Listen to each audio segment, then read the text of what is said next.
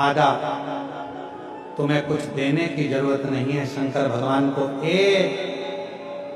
मात्र एक चावल का दाना, एक चावल का दाना मात्र, और वो भी पूर्ण, खंडित नहीं, आखा चावल, पूर्ण चावल अगर एक देवाधिदेव महादेव को समर्पित कर, और हम तो फिर निवेदन करेंगे, एक अष्टमी, प्रदोष, शिवरात्रि, सोमवार, एक चावल का दाना शंकर भगवान को समर्पित करना है।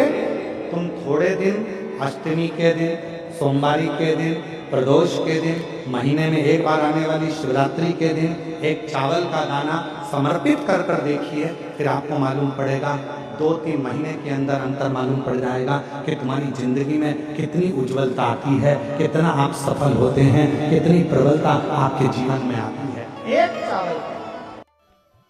कई माताएं तो ऐसी भी होती हैं भाई, पत्र लिखती हैं, कहे गुरुजी हमारे घर में अभी इनकी तबीयत ठीक हुई, फिर ससुर की तबीयत खराब हो गई, देवर का हो गया, देवरानी का हो गया, सास की हो गई, मेरी हो गई, बच्चे बीमार पड़ रहे हैं, कहीं कोई बीमार पड़ रहा, कोई बीमार पड़ रहा, एक ना एक घर में बीमार पड़ते ही रह रहे हैं, कोई ठीक रह ही नहीं पा रहा। गुरुदेव हमारे घर में कोई दोष हो गया क्या, या हमारे पूजन के कक्ष में कोई तकलीफ हो गई, या हमारे घर में पितृदोष हो गया, वास्तु दोष हो गया, काल सर्प दोष हो गया, एक बीमार पड़ता एक ठीक होता, फिर बीमार पड़ता फिर ठीक होता, फिर बीमार पड़ता फिर ठीक होता। शिव महापुराण की कथा कर रही है, शंकर भगवान का चरित्र कर रहा है। सावन के महीने में प्रदोष का जो दिन आए, 2 प्रदोष, श्रावण के महीने के 2 प्रदोष पड़ेंगे, किसी भी प्रदोष पर एक पीपल के पत्ते पर कनेर का पुष्प अपने घर के अंदर रख लीजिए प्रदोष के एक दिन पहले, और प्रदोष वाले दिन उसको बहते हुए पानी में डाल दीजिए। जिंदगी में जो तुम्हारे यहाँ तकलीफ चल रही है, एक उठ रहा है, एक बैठ रहा है, एक बीमार पड़ रहा है, एक ठीक हो रहा है, फिर बीमार पड़ रहा है, फिर ठीक हो रहा है, ये ठीक हुआ, फिर इसको हो गया, फिर इसको कुछ हो गया, फिर किसी को कुछ हो गया, अर्थात शिव का नाम ले। और फिर ध्यान देना, इस क्रम को करने के लिए आपको तुमरुकेश्वर महादेव का नाम लेना पड़ेगा। कौन से महादेव का नाम बोलना है? तुमरुकेश्वर महादेव, जिन्होंने भगवान शंकर की अविरल भक्ति को धारण करा। एक शिव और एक गुरु, 2 वाणी पर अगर भरोसा निश्चित है तो यह मानकर चलो कि भगवान शंकर आपके जीवन में कभी तकलीफ आने ही नहीं देगा। एक शिव की वाणी, एक गुरु की वाणी। पर कभी कभी ऐसा योग बन जाता है, एक बार नंदी के सम्मुख में कैलाश धाम पर भगवान शंकर विराजमान थे, नेत्र बनते, साधना में डूबे हुए थे।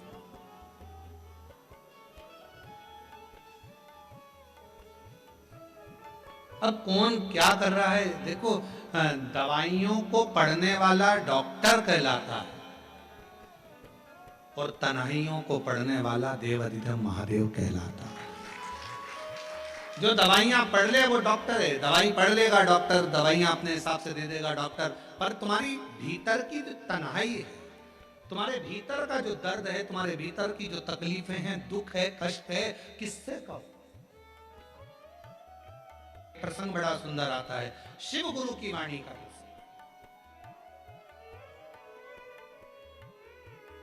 मेरे भगवान ओघड़दानी बैठे हुए थे कैलाश पर,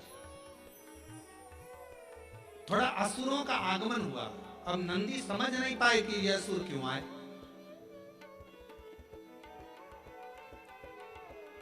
कोई व्यक्ति 2-4 बार यदि तुम्हारे दरवाजे पर आ जाता है, कोई रिश्तेदार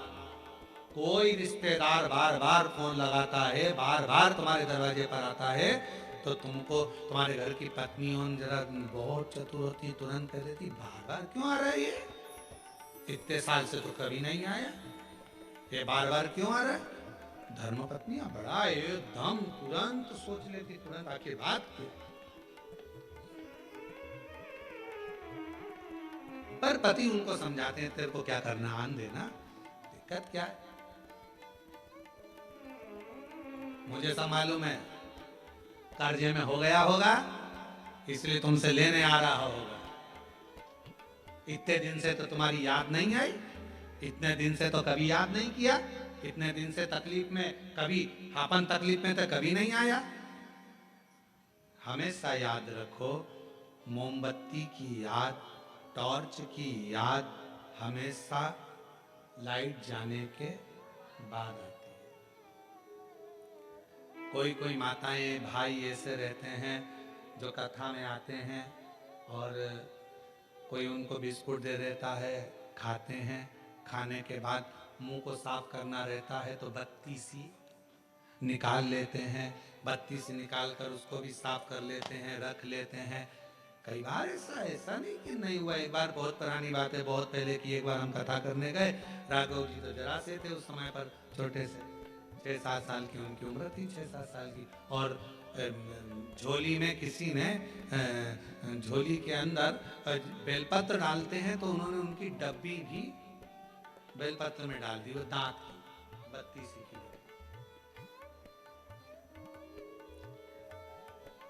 कोई बत्तीसी की डब्बी भी उसमें झोली में डाल दी, और बत्तीसी की डब्बी जैसी झोली में पड़ी और झोली पड़कर सीहोर गई, और सीहोर जाने पर राघव जी ने खोली, और खोले तो आवाज निकाल, पापा देखो किसी के दांत आ गए। अब वो हो सकता है कभी कभी योग संजोग में आ जाए तो दांत की जरूरत, हमने कहा कि उसको दांत की जरूरत कब पड़ेगी, जब वो कुछ खाने के लिए बैठे। टॉर्च की जरूरत कब पड़ेगी, जब अंधेरा होगा।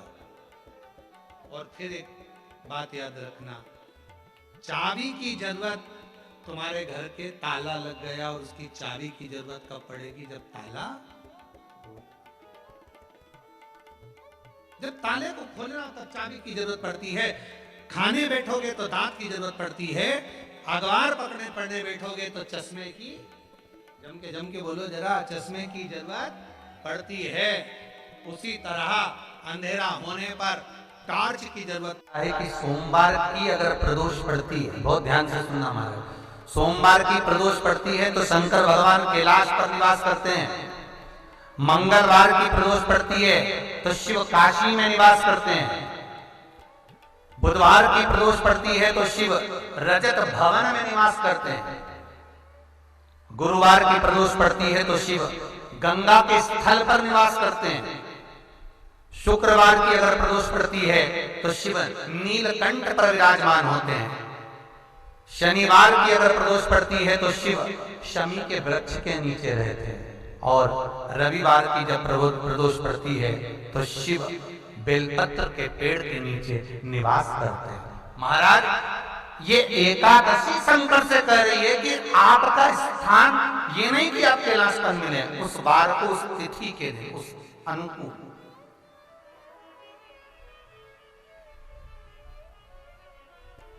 हमारे यहां कहते हैं सोमवार की जो प्रदोष पड़ती है वो इच्छा पूर्ति करती है, मंगलवार की प्रदोष रोग से मुक्ति देती है, बुधवार की प्रदोष कामना की पूर्ति करती है, गुरुवार की प्रदोष शत्रुओं का नाश करती है, शुक्रवार की प्रदोष सुख और शांति देती है, शनिवार की प्रदोष संतान का सुख देती है, और रविवार की प्रदोष जो काम दुनिया में कोई नहीं कर सकता वो अचूक फल की प्राप्ति रविवार की प्रदोष करा देती है। ऐसी प्रदोषों का नियम वर्णन किया चाहिए। भगवान कहते ठीक है तू थोड़ी देर खड़ी हो।